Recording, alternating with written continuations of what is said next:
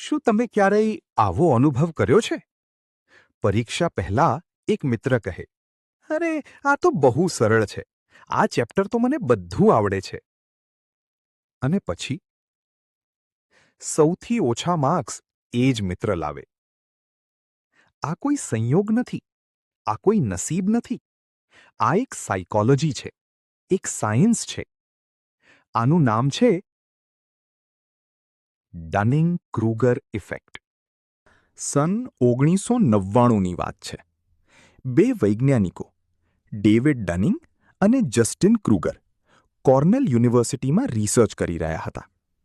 તેઓ એ સમજવા માંગતા હતા કે આખરે કેટલાક લોકો પોતાની જાતને હંમેશા એક્સપર્ટ કેમ સમજે છે.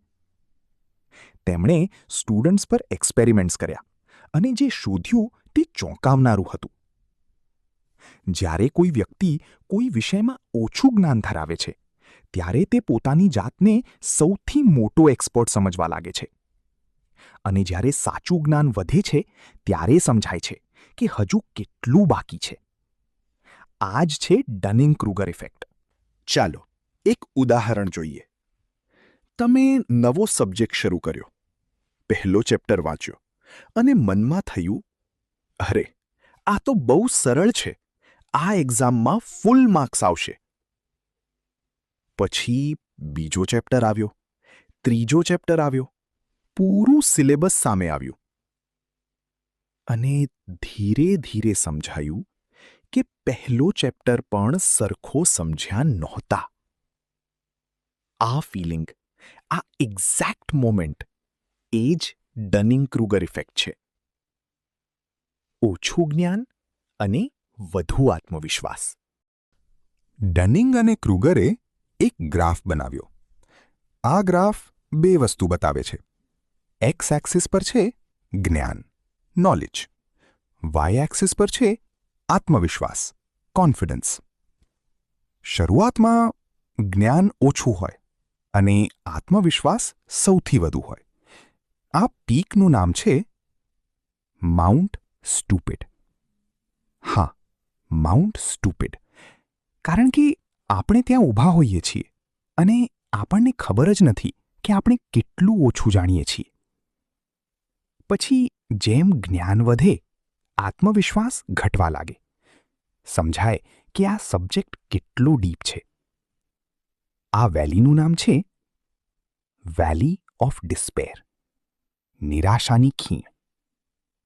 પણ ગભરાશો નહીં.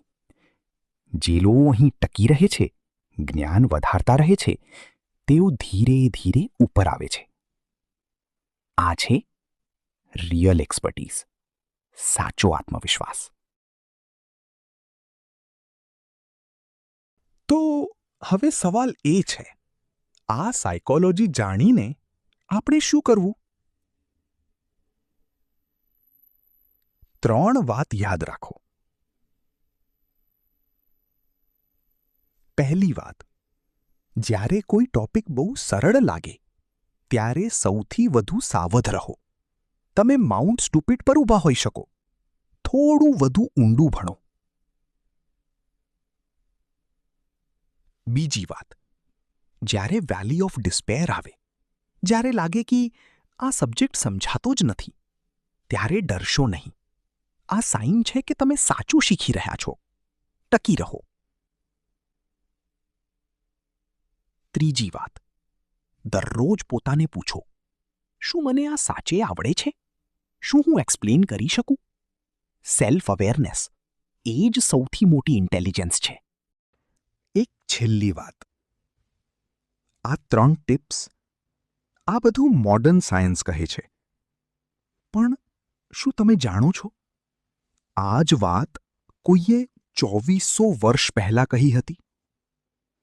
એક ફિલોસોફર, જે ડનિંગ અને ક્રુગરથી ઘણો પહેલાં જન્મ્યો હતો.